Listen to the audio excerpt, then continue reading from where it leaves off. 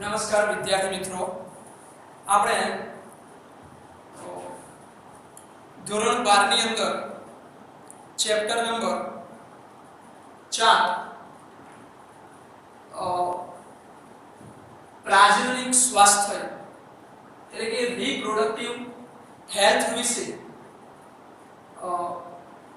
એની અંદરથી total 4 marks નું પૂછાય, જેની અંદરથી 4 MCQ આવશે અથવામાં 2 ગુણનો એક ક્વેશ્ચન આવે એટલે ટોટલ 4 માર્ક્સ નું પૂછાય, 4 MCQ પૂછાય અને 2 ગુણનો એક અથવાની અંદર સેક્શન એની અંદર 2 ગુણનો જે અથવાનો પ્રશ્ન આવશે એ અથવાની અંદર 2 ગુણનો એક ક્વેશ્ચન આની અંદરથી પૂછાય. એટલે MCQ માટે આ ચેપ્ટર અગત્યનું છે. તો આપણે પ્રાજનનિક સ્વાસ્થ્ય એટલે કે રિપ્રોડક્ટિવ હેલ્થ એટલે શું? તો રિપ્રોડક્ટિવ હેલ્થ ની અહીંયા થોડીક પ્રસ્તાવના એટલે કે ઇન્ટ્રોડક્શન આપેલી છે. ઇન્ટ્રોડક્શન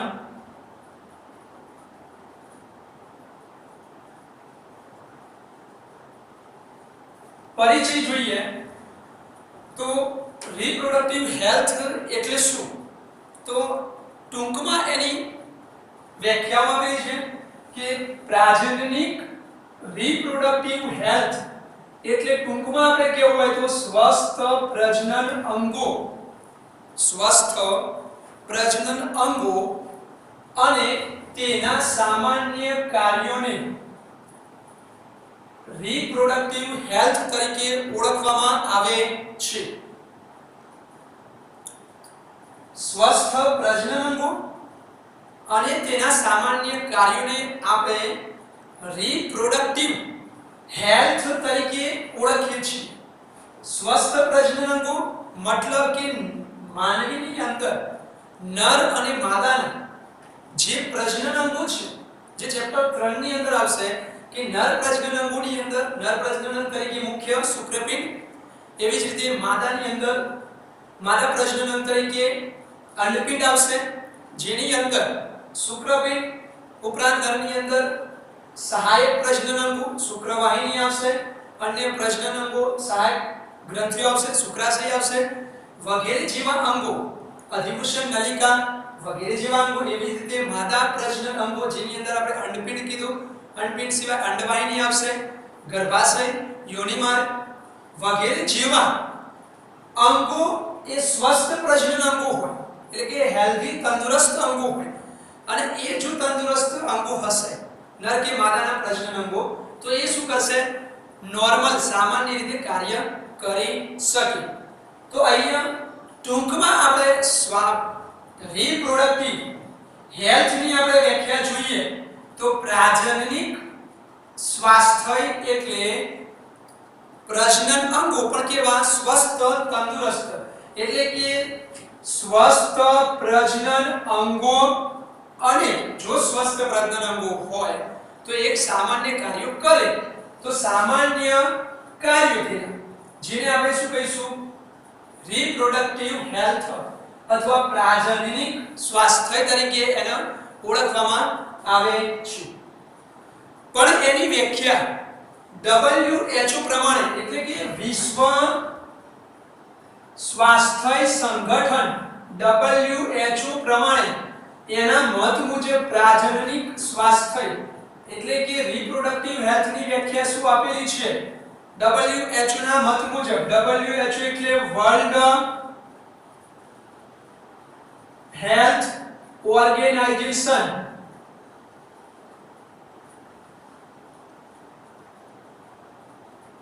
વર્લ્ડ હેલ્થ ઓર્ગેનાઇઝેશન કે વર્લ્ડ હેલ્થ ઓર્ગેનાઇઝેશન ના મત મુજબ એટલે કે WHO એટલે કે વિશ્વ સ્વાસ્થ્ય સંગઠનના મત મુજબ પ્રાજનનિક સ્વાસ્થ્યની વ્યાખ્યા શું આપેલી છે? તો વર્લ્ડ હેલ્થ ઓર્ગેનાઇઝેશનના મત મુજબ પ્રજનનના બધા પાસા સહિત સંપૂર્ણ સુખાકારી પ્રજનનના બધા પાસાને ધ્યાનમાં લેવાના કે પ્રજનનના બધા પાસા સહિત સંપૂર્ણ સુખાકારી એટલે કે શારીરિક રીતે પણ એ ફિટ હોવું જોઈએ. રિપ્રોડક્ટિવ હેલ્થ એટલે એ ફિઝિકલ રીતે પણ એ વ્યક્તિ શારીરિક રીતે પણ સ્વસ્થ હોવો જરૂરી છે. ભાવનાત્મક રીતે પણ એ સ્વસ્થ હોવો જોઈએ, લાગણી સભર ઇમોશનલી પણ એ સ્વસ્થ હોવો જોઈએ. વર્તનાત્મક એટલે બિહેવિયરની દ્રષ્ટિએ પણ એ હેલ્થી તંદુરસ્ત હોવો જોઈએ. અને સામાજિક રીતે પણ એ સ્વસ્થ હોવો જોઈએ એટલે કે સોશિયલ દ્રષ્ટિએ પણ એકબીજા સાથે ભળી શકે એવો સ્વસ્થ વ્યક્તિ હોવો જોઈએ.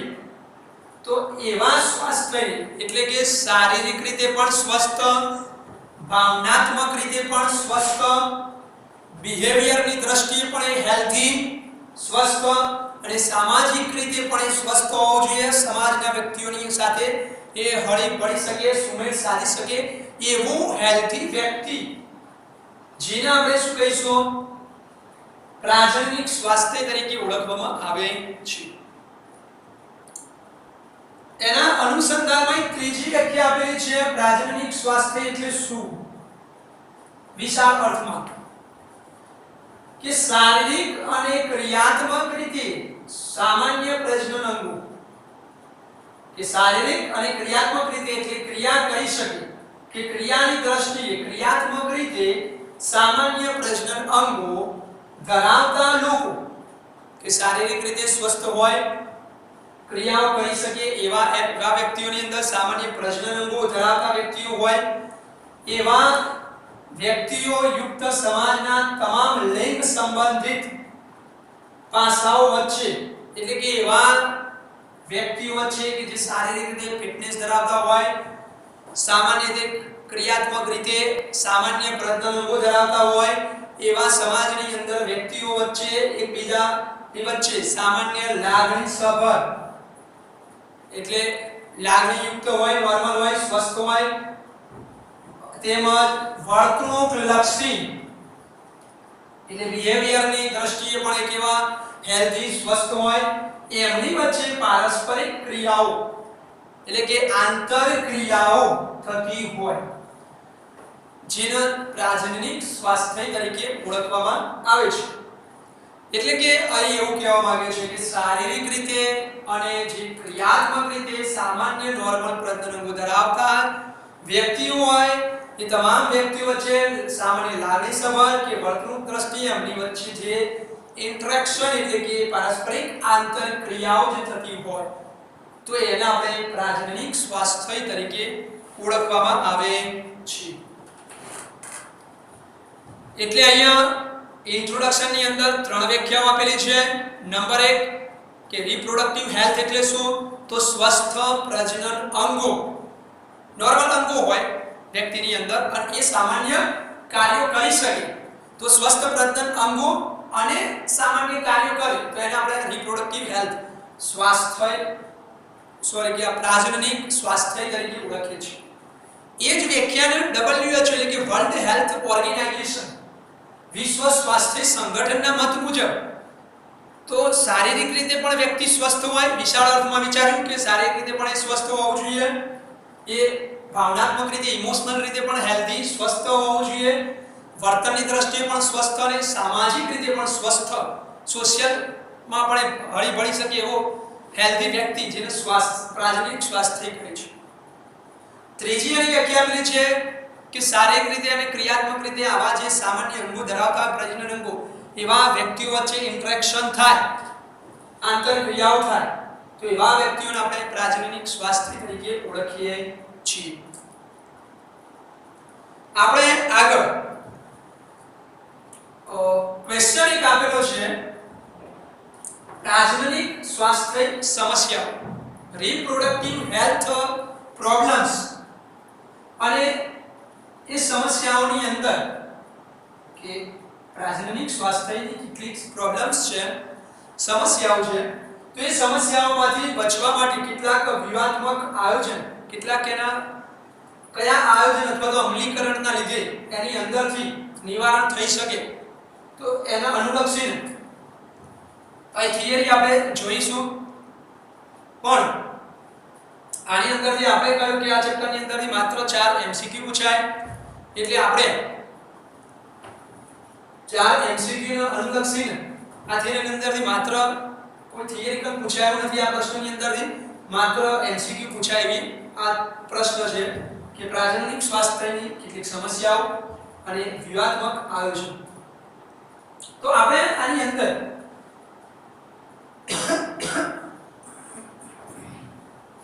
એક એક મુદ્દાની ચર્ચા કરીશું. પહેલો આપણે આપેલો છે કે કુટુંબ નિયોજન એટલે શું.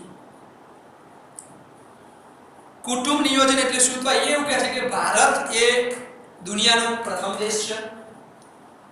ભારત એ દુનિયાનો પ્રથમ દેશ છે જેને પ્રજનનિક સ્વાસ્થ્યને એક સામાજિક લક્ષ્ય બનાવીને વિવિધ કાર્યક્રમોનું આયોજન કર્યું. તો જે વિવિધ કાર્યક્રમોની જે શરૂઆત કરી જેને કુટુંબ નિયોજન અથવા તો ફેમિલી પ્લાનિંગ તરીકે ઓળખવામાં આવે છે.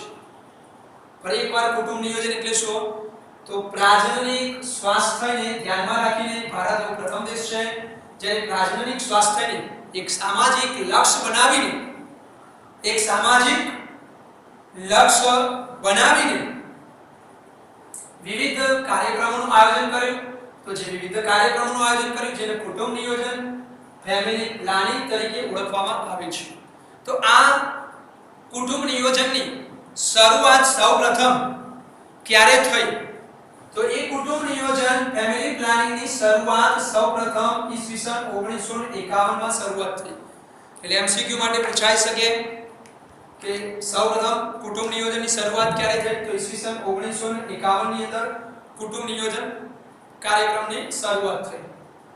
એટલે પહેલો મુદ્દો આપણે યાદ રાખીશું કુટુંબ નિયોજન ફેમિલી પ્લાનિંગ કે ભારત એ પ્રથમ દેશ છે જે રાષ્ટ્રીય સ્તરે કુલ પ્રજનનિક સ્વાસ્થ્યને એક સામાજિક લક્ષ્ય તરીકે પ્રાપ્ત કરવા યોજનાઓ અને કાર્યક્રમોની શરૂઆત કરી. તો આવા કાર્યક્રમોને આપણે કુટુંબ નિયોજન તરીકે ઓળખીએ છીએ, ફેમિલી પ્લાનિંગ તરીકે ઓળખવામાં આવે છે. તો જેની શરૂઆત ઈસવીસન 1951 માં કરી. ત્યાર પછી બીજો આપણે મુદ્દો જોઈશું RCSH. RCSH એટલે કે રિપ્રોડક્ટિવ ચાઇલ્ડ હેલ્થ કેર. પ્રજનન અને બાળ સ્વાસ્થ્ય સંભાળ એટલે રિપ્રોડક્ટિવ પ્રજનન, બાળ સ્વાસ્થ્ય એટલે ચાઇલ્ડ હેલ્થ, સંભાળ એટલે કેર એટલે ચાઇલ્ડ હેલ્થ કેર. ટૂંકમાં એને કહેવાય RCSH.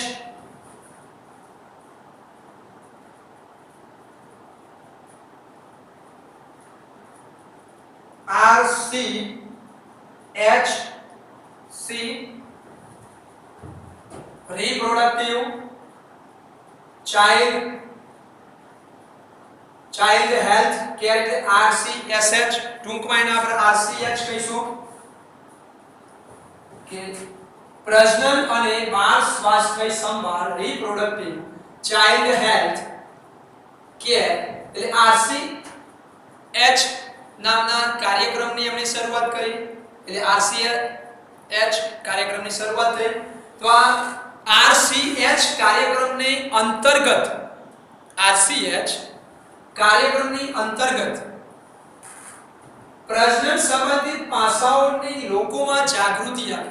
પ્રજનન સંબંધિત પાસાઓ કે પ્રજનન સંબંધિત બાબતોની લોકોની અંદર જાગૃતિ લાવવાના કાર્યક્રમોની શરૂઆત થઈ. લોકોમાં જાગૃતિ આવે તો લોકોની અંદર જાગૃતિ લાવવા માટે સરકારી તેમજ જે બિન સરકારી જે સંસ્થાઓ છે તેમણે દ્રશ્ય શ્રાવ્ય એટલે કે દ્રશ્ય એટલે આપણે વિડિયો, શ્રાવ્ય એટલે ઓડિયો એટલે કે વિડિયો ઓડિયો તેમજ સમાચાર પત્રો એટલે કે પ્રચાર પ્રસાર પ્રિન્ટ મીડિયા માધ્યમના ઉપયોગ દ્વારા સરકારી અને બિન સરકારી સંસ્થાઓ દ્વારા RCSH કાર્યક્રમ અંતર્ગત હેઠળ પ્રજનન સંબંધિત પાસાઓની લોકોમાં જાગૃતિ લાવવા માટેના પ્રયત્નો કરવામાં આવ્યા. આ ઉપરાંત એની અંદર માતા-પિતા, શિક્ષક, મિત્રો વગેરેની પણ એની અંદર મહત્વની ભૂમિકા રહેલી છે. આ ઉપરાંત નેક્સ્ટ મુદ્દો આપણે જોઈએ કે શાળાઓમાં જાતિ શિક્ષણ દાખલ કરવા પ્રોત્સાહન આપવામાં આવ્યું. શાળાઓની અંદર જાતીય શિક્ષણ દાખલ કરવા માટે પ્રોત્સાહન આપવામાં આવ્યું. તો શાળાઓમાં જાતીય શિક્ષણ દાખલ કરવાના લીધે બાળકોની અંદર જે જાતીય બાબતો વિશે જે ગેરમાન્યતાઓ હોય, ખોટી માન્યતાઓ હોય એ દૂર કરી શકાય. આ ઉપરાંત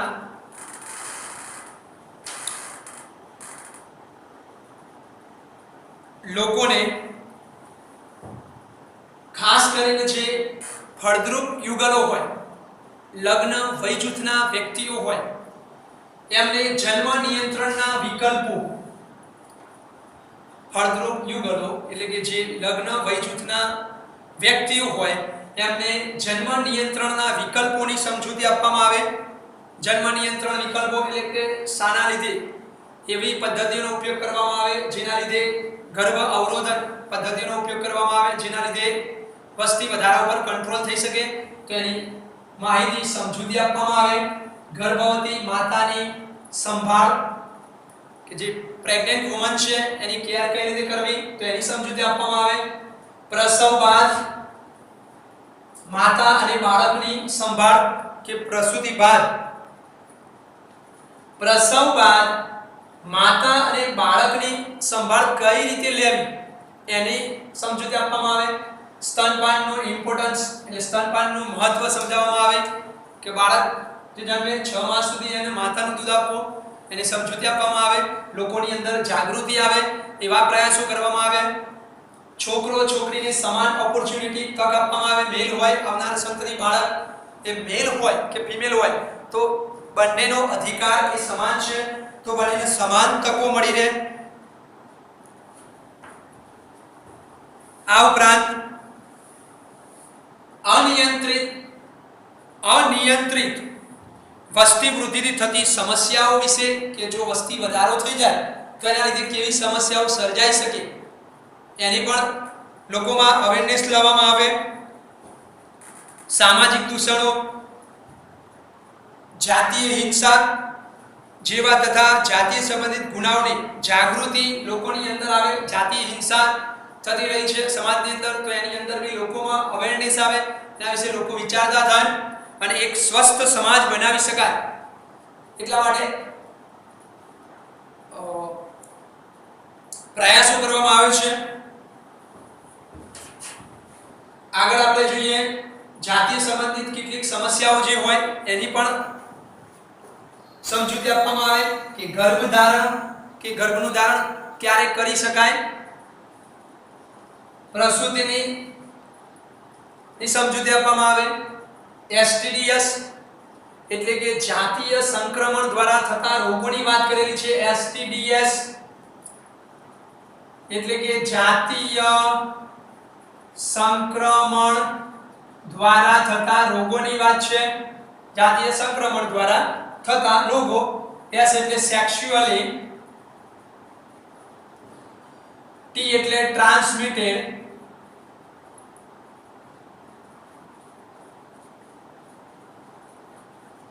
ડી એટલે ડિસીઝ,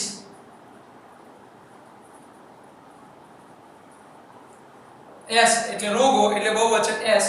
એસટીડી એટલે જાતીય સંક્રમણ દ્વારા થતા રોગો એટલે કે સેક્સ્યુઅલી ટ્રાન્સમિટેડ ડિસીઝ એટલે કે જાતીય સંક્રમણ દ્વારા પ્રજનન કરવાથી એક કરતાં વધુ વ્યક્તિ સાથે પ્રજનન કરવાથી કેટલાક જે જાતીય સંક્રમણ દ્વારા જે ગુપ્ત રોગો થતા હોય તો એની પણ એનો અવેરનેસ લાવવામાં આવે.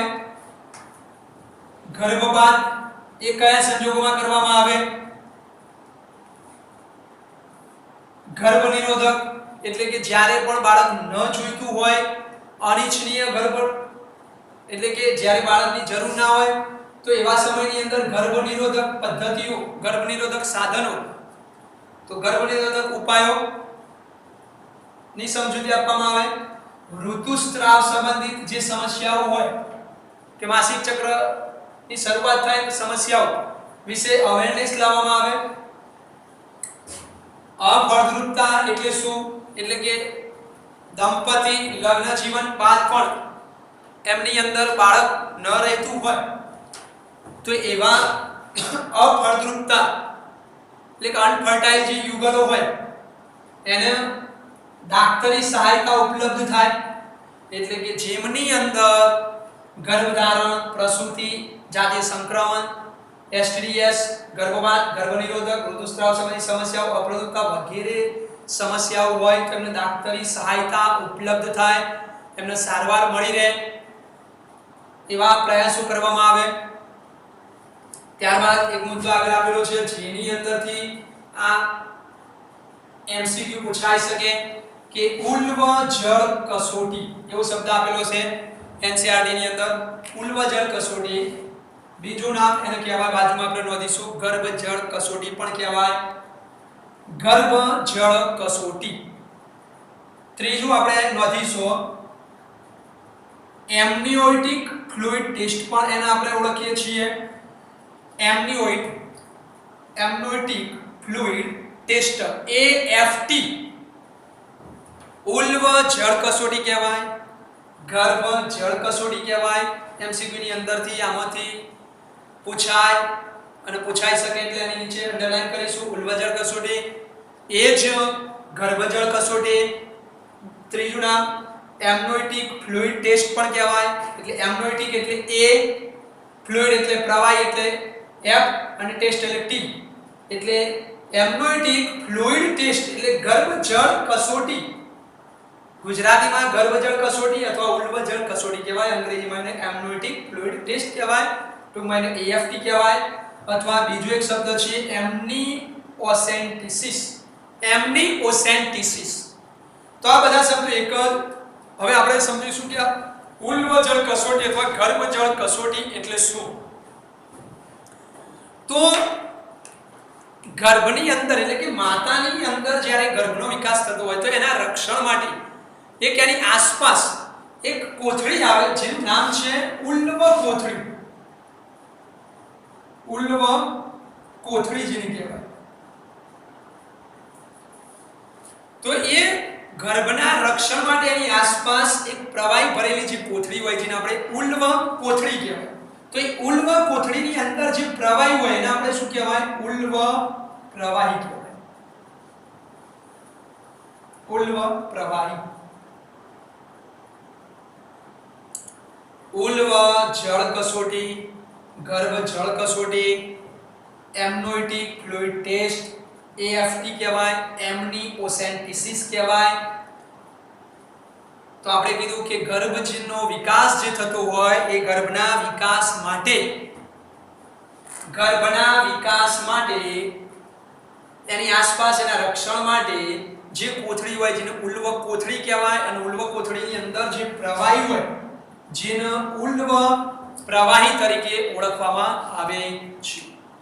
તો આ ઉલ્વ જે પ્રવાહી હોય એ ઉલ્વ પ્રવાહીની ચકાસણી કરવામાં આવે, એનું પૃથ્થકરણ કરવામાં આવે, એનો ટેસ્ટ કરવામાં આવે અને એના આધારે બે વસ્તુ થઈ શકે. ઉલ્વ પ્રવાહી જે હોય એનો નમૂનો લેવામાં આવે, એનું પૃથ્થકરણ કરવામાં આવે અને એના આધારે બે કસોટી કરી શકાય. નંબર 1 એના દ્વારા શું કરી શકાય? તો ઉલ્વ જળનું જે પ્રવાહી હોય, ઉલ્વ કોથળી જે ગર્ભના રક્ષણ માટે પ્રવાહી આવેલું છે, ઉલ્વ કોથળીની અંદર ઉલ્વ પ્રવાહી હોય, એ ઉલ્વ પ્રવાહીનો આપણે બે જગ્યાએ ઉપયોગ થાય. નંબર 1 એનો ઉપયોગ શું થાય? એક જાતિનું પરીક્ષણ. એટલે કે આવનાર જે સંતતિ છે, આવનાર જે ગર્ભ હોય, જાતિ પરીક્ષણ એટલે કે લિંગ પરીક્ષણ આપણે કહી શકીએ. જાતિ પરીક્ષણ એટલે કે આવનાર ઉલ્વ પ્રવાહી હોય ને એનું પૃથ્થકરણ કરવામાં આવે, એના આધારે બે વસ્તુ થઈ શકે. એક જાતિ પરીક્ષણ થઈ શકે એટલે કે આવનાર સંતતિ એ નર છે કે માદા એનું પરીક્ષણ થઈ શકે છે.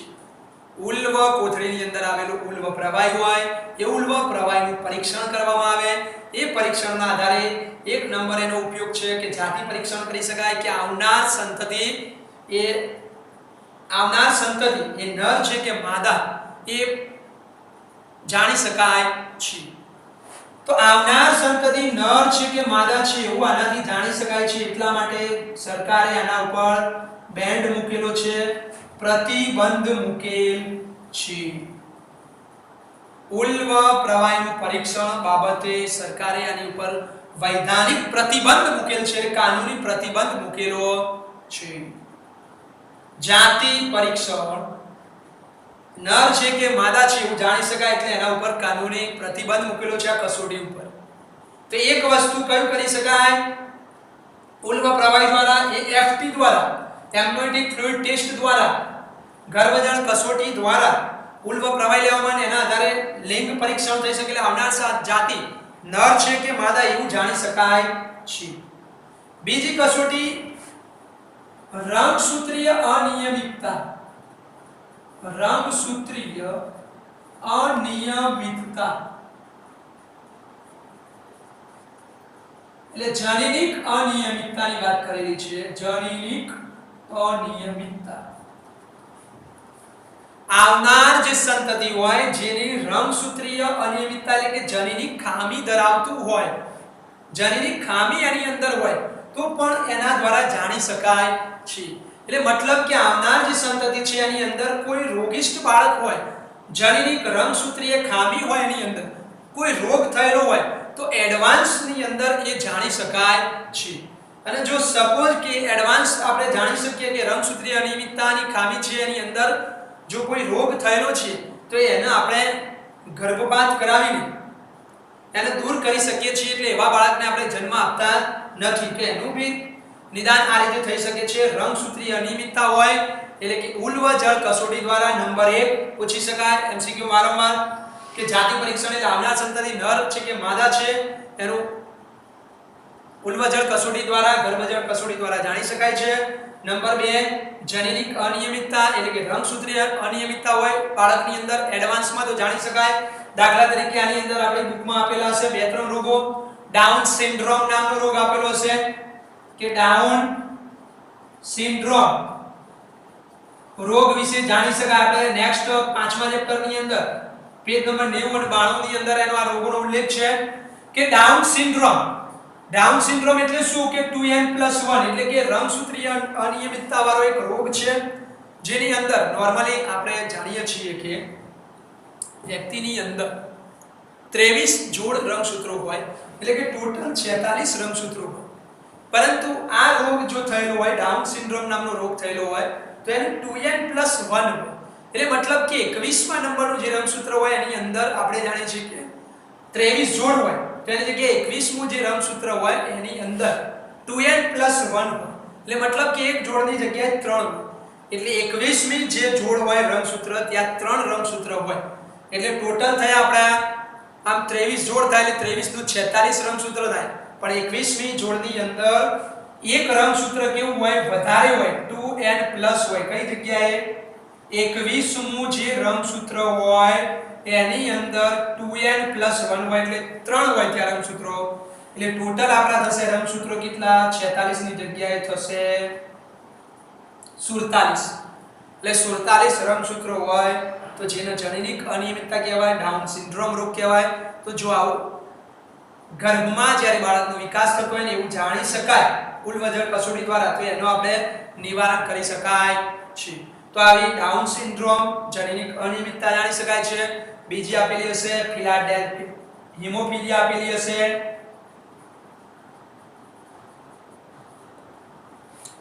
હિમોફિલિયા નામનો જે રોગ છે એના માટે જે જવાબદાર જનીન હોય AHG એન્ટી હિમોફિલિક ગ્લોબ્યુલિન કારક એના માટે જવાબદાર છે.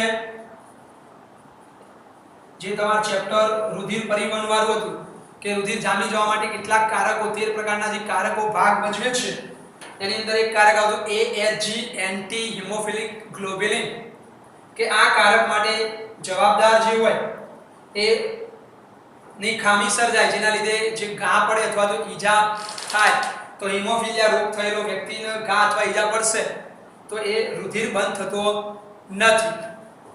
તો એવી ખામી પણ જાણી શકાય છે કે ઘા અથવા ઈજા થાય તો રુધિર બંધ થાય નહીં. ત્રીજું આપેલું હશે સિકલ સેલ એનિમિયા. એનિમિયા, તો આપણે જાણીએ છીએ કે સિકલ સેલ એનિમિયા જે હોય એ પણ ખામી હોય તો એવા બાળકનું પણ જાણી શકાય છે સિકલ સેલ એનિમિયા. એટલે આપણે જાણીએ છીએ કે રક્તકણો જે બહિર્ગોળ સપાટી ધરાવતા હોય એની જગ્યાએ વ્યક્તિની અંદર દાંતરડા આકારના દાંતરડું જેવા એના રક્તકણોનો આકાર છે બદલાઈ જાય છે. તેનું કારણ છે એની અંદર જે પોલીપેપ્ટાઇડની ચેન જે બનતી હોય એમિનો એસિડ જ્યારે પોલીપેપ્ટાઇડની અંદર જોડાય ત્યારે સિકલ સેલ એનિમિયાની અંદર છઠ્ઠા નંબરનું જે એમિનો એસિડ હોય એ ગ્લુટામિક એમિનો એસિડ હોય. નોર્મલ જે વ્યક્તિ હોય એની અંદર છઠ્ઠા નંબરનું ગ્લુટામિક એસિડ હોય એની જગ્યાએ અહીં રક્તકણો દાંતરડા આકારના થઈ જાય એટલે છઠ્ઠા નંબરનો જે એમિનો એસિડ હોય ત્યાં વેલાઇન નામનો એમિનો એસિડ જોઈન્ટ થઈ જાય. સિકલ સેલ એનિમિયા ની અંદર જે એની પોલીપેપ્ટાઇડની ચેન હોય એની અંદર એમિનો એસિડ જોડાયેલા હોય તો એની અંદર છઠ્ઠા નંબરે ગ્લુટામિક હોવું જોઈએ. એ ગ્લુટામિકની જગ્યાએ અહીંયા વેલાઇન જોઈન્ટ થઈ જાય જેના લીધે એ રક્તકણો દાંતરડા શેપના બની જાય છે જેને આપણે સિકલ સેલ એનિમિયા કહેવાય.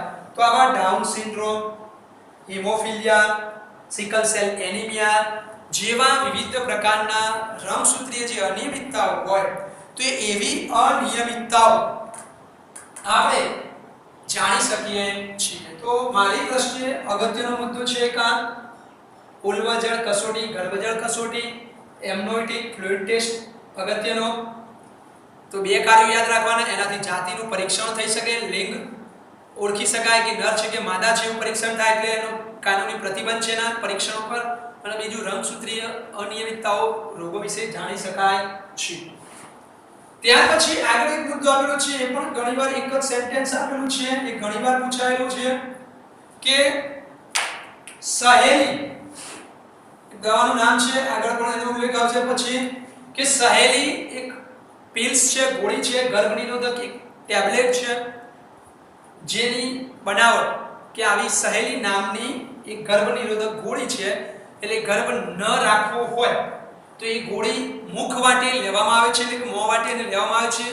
અઠવાડિયાની અંદર એકવાર લેવાની આ ગોળી છે તો એ મુખ વાટે લેવાતી ગોળીનું નામ છે સહેલી ગર્ભ નિરોધક ગોળી. તેનાથી ગર્ભ ન રહે. તો એની બનાવટ કોણે કરી તો એવું કહે છે કે CDRI central drug research institute, એટલે કે આપણે ગુજરાતીમાં જોઈએ તો સેન્ટ્રલ એટલે કેન્દ્રીય, ડ્રગ્સ એટલે ઔષધ, રિસર્ચ એટલે સંશોધન, ઇન્સ્ટિટ્યૂટ એટલે સંસ્થા, એટલે કે કેન્દ્રીય ઔષધ સંશોધન સંસ્થા દ્વારા આ સહેલી નામની ગર્ભ નિરોધક પિલ્સની શોધ કરી જે ભારતની અંદર લખનઉ, તો લખનઉની અંદર એટલે કે ભારતમાં લખનઉની અંદર આ CDRI એટલે કે કેન્દ્રીય ઔષધ સંશોધન સંસ્થા દ્વારા પિલ્સ બનાવવામાં આવી, સહેલી પિલ્સ ગર્ભ નિરોધક ગોળી બનાવવામાં આવી. નેક્સ્ટ એટલે બીજો મુદ્દો આવશે કે સહેલી ગર્ભ નિરોધક ગોળી કોના દ્વારા બનાવવામાં આવી તો આપણે યાદ રાખવાનું CDRI દ્વારા સેન્ટ્રલ ડ્રગ્સ રિસર્ચ ઇન્સ્ટિટ્યૂટ એટલે કેન્દ્રીય ઔષધ સંશોધન સંસ્થા દ્વારા ભારત લખનઉમાં બનાવવામાં આવી. MCQ માં પણ પૂછાય. છેલ્લો એક મુદ્દો આપેલું છે કે પ્રાજનનિક આપણે જે તે કાર્યક્રમોની શરૂઆત કરી જેના લીધે પ્રાજનનિક સ્વાસ્થ્યની અંદર સુધારો થયો એનું નિર્દેશન કરતા કેટલાક મુદ્દાઓ. તો છેલ્લો એક મુદ્દો આપેલો છે કે પ્રાજનનિક સ્વાસ્થ્યના સુધારાનું આ મુદ્દાઓ નિર્દેશન કરે છે કે કયા મુદ્દાઓ પ્રાજનનિક સ્વાસ્થ્યના સુધારાનું નિદર્શન કરે છે. તો આપણે આ યાદ રાખીશું ચાર મુદ્દા કે જાતીય સંબંધિત બાબતોની વધુ સારી જાગૃતિ, લોકોની અંદર જાતીય સંબંધિત બાબતોની વધુ જાગૃતિ આવી છે એ દર્શાવે છે કે ભાઈ પ્રાથમિક સ્વાસ્થ્યમાં સુધારો થયો છે એમ સૂચન દર્શાવે છે. ડાક્ટરી સહાયથી થતી પ્રસૂતિની સંખ્યામાં વધારો થયો છે. નોર્મલી જે ઘરે પ્રસૂતિ થતી એની જગ્યાએ અત્યારે હાલ દવાખાના હોસ્પિટલની અંદર ડોક્ટરો દ્વારા એટલે કે ડોક્ટરની સહાયથી પ્રસૂતિની સંખ્યામાં વધારો થઈ રહ્યો છે. એ પણ એક રિપ્રોડક્ટિવ હેલ્થનો પ્રોગ્રેસ કહી શકાય, નિદર્શન છે, સુધારો થયો છે એવું કહી શકાય. ત્રીજું કે પ્રસૂતિ બાદ પણ માતાને બાળકની વધારે કેર લેવામાં આવે છે, દેખરેખ રાખવામાં આવે છે. જેના લીધે એમનો મૃત્યુ દરમાં પણ ઘટાડો થઈ રહ્યો છે, એટલે કે બાળક અને જે માતા હોય પ્રસૂતિ બાદ એમની દેખરેખ વધારે રાખવામાં આવે છે, એટલે એમના મૃત્યુ દરમાં પણ ઘટાડો થયો છે. ત્રીજો, એસટીડીએસ નું સારું નિદાન અને સારવાર પણ થઈ રહી છે, એટલે કે જાતીય સંક્રમણ દ્વારા થતા રોગો છે તેના માટે લેટેસ્ટ ટેકનોલોજીનો વિકાસ થઈ રહ્યો છે, નિદાનની પદ્ધતિઓ શોધાય છે, એની સારવાર પણ સારી થઈ રહી છે. તો આ મુદ્દા ઉપરથી આપણે એવું કહી શકીએ કે પ્રાજનનિક સ્વાસ્થ્યના એ સુધારાનું નિદર્શન દર્શાવે છે. આપણે અટકીશું.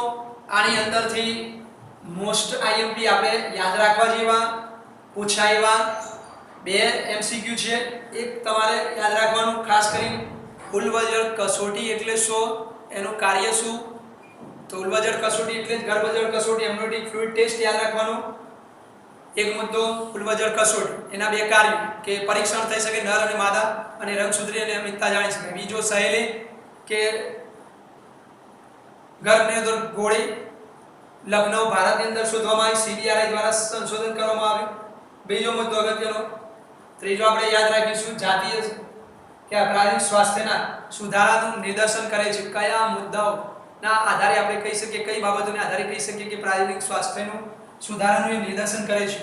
તો આપણે પ્રસૂતિ બાદ વધુ માતા બાળકની દેખરેખ જેના લીધે મૃત્યુદરમાં ઘટાડો થયો છે, જાતીય સંબંધિત બાબતોની વધુ સારી જાગૃતિ, પ્રાપ્તિ સારી થતી પ્રસૂતિની સંખ્યામાં વધારો થઈ રહ્યો છે, એસટીડીનું પણ નિદાન સારું થઈ રહ્યું છે. તો આ મુદ્દા આવશે. ત્યાર પછી એક યાદ રાખવાનું ફેમિલી પ્લાનિંગ. તો ઈસવીસન 1951 પછી RCH એનો full form reproductive child health care યાદ રાખવાનું. તો ત્યારબાદ આપણે આગળ જઈશું નેક્સ્ટ લેક્ચરની અંદર. નેક્સ્ટ લેક્ચરમાં આપણે વસ્તી વિસ્ફોટ વિશે જોઈશું કે વસ્તીનો વિસ્ફોટ. તો વસ્તી વિસ્ફોટ એટલે કે વસ્તીમાં વધારો થયો અને જન્મ નિયંત્રણ એટલે કે બર્થ કંટ્રોલ. તો વસ્તીમાં વધારો થઈ રહ્યો છે તો એના માટે બર્થ કંટ્રોલ એટલે કે જન્મ દરનું નિયંત્રણ કઈ રીતે કરવું અને કેટલીક ગર્ભ અવરોધન પદ્ધતિઓની બીજા લેક્ચરની અંદર આપણે વાત કરીશું. Thank you. આટલા આપણે અટકીશું.